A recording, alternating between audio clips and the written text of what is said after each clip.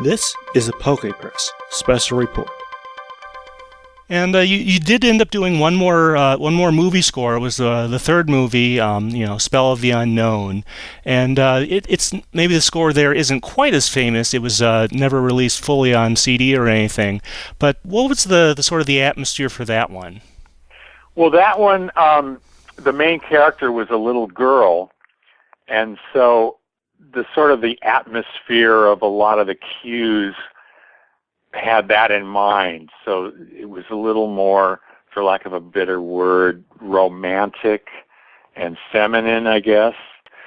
So the overall kind of complexion of the melodies and the way they were treated might have been a little softer and less dissonant. But then she got angry, and if I remember correctly, she was quite a formidable Pokemon, a Pokemon master, that's what they're called. And so, when it came time to do the battles, she was no longer, it was no longer little girl music. It was more just, full on battle music. And so one of the big plot details about the movie is that the girl, her father, has vanished for most of the film. And so basically what happens is that this other Pokemon, the legendary Entei, kind of appears, and there's sort of a relationship, sort of a surrogate father there. How does that play into the music? Entei was sort of he sort of took the place of her father in that he protected her and he watched over her.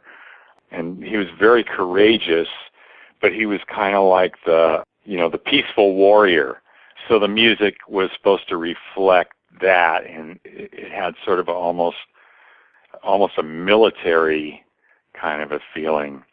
So he was her surrogate father, and then eventually when she found her father, oh man, the details, but there's a really dramatic scene towards the end where Entei is battling somebody, and he's really suffering, but he's hanging in there with tremendous courage and strength, and all to protect the little girl character. I can't remember her name. And so that music is very, very emotional, but it incorporates his sort of heroic military theme within the emotion of the struggle that he's going through. All right, and of course the other major character is, you could say collectively, is the Unown, these symbol-shaped Pokemon that look like letters. They're more mysterious. What was the sort of the instrumentation choices for those? Well, the instrumentation actually I don't think was any different. I think for all three movies, the instrumentation for most of the cues was pretty traditional orchestral instruments, if I'm not mistaken. Although the third movie, we were allowed to, there's a couple of cues that have more contemporary kind of electronica drum tracks and stuff.